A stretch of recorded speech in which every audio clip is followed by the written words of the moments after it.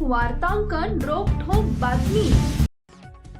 लाचखोरीला आळा घालण्यासाठी लाचलुचपत प्रतिबंधक विभागातर्फे जनजागृती सप्ताह सुरू आहे। त्यासाठी शासकीय भ्रष्टाचार कार्यालयात निर्मूलनाची शपथ दिली जात आहे।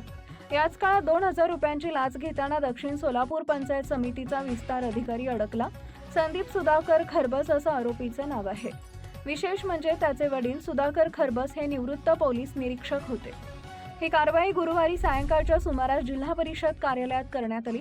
याबाबत सदर बाजार पोलीस ठाण्यात गुन्हा दाखल करण्यात आला आहे। शासनाच्या 15व्या वित्त आयोगाअंतर्गत येळेगाव तालुका दक्षिण सोलापूर इथं सिमेंट कॉन्क्रीट रोडचं काम करण्यात आले होते। हे काम पूर्ण झाल्यानंतर यातील तक्रारदार यांनी सदर कामाचं 1 लाख रुपयांचं बिल मूल्यांकन प्रमाणपत्राप्रमाणे मिळवण्यासाठीचा प्रस्ताव दक्षिण सोलापूर पंचायत समिती कार्यालयात सादर केला होता। त्याचा पाठपुरावा तक्रारदार करत असताना सदर कामाचे मंजूर बिलाची रक्कम ग्रामपंचायत बँक खात्यातून काढण्याची परवानगी देण्यासाठी विस्तार अधिकारी संदीप खरबस यांनी 2000 रुपये लाचेची मागणी केली होती। त्यामुळे तक्रारदार यांनी लाचलुचपत प्रतिबंधक विभागाकडे तक्रार दाखल केली।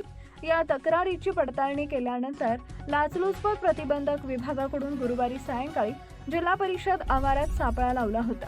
त्यावेळी 2000 रुपये लाचेची रक्कम स्वीकारताना विस्तार अधिकारी संदीप खरबस यांना रंगेहात पकडण्यात आले। याबाबत सदर बाजार पोलीस ठाण्यात गुन्हा दाखल करण्यात आला आहे। ही कारवाई उपअधीक्षक प्रशांत चौगुले, पोलीस शिपाई शैलेश पवार, हवालदार अतुल घाडगे, स्वामीराव जाधव, सलीम मुल्ला यांनी केली। लाचखोर विस्तार अधिकारी संदीप खरबस याचे वडील तत्कालीन पोलीस निरीक्षक सुधाकर खरबस यांनी सदर बाजार पोलीस ठाण्यात पोलीस निरीक्षक म्हणून काम करून सेवानिवृत्त झालेले आहेत। वडील काम केलेल्या पोलीस ठाण्यातच मुलावर लाचखोरीचा गुन्हा दाखल करण्यात आलाय। महाराष्ट्रातील महत्त्वाच्या आणि ताज्या बातम्या पाहण्यासाठी आमच्या जय हो न्यूज चॅनलला सबस्क्राइब करा आणि बेल आयकॉन प्रेस करा।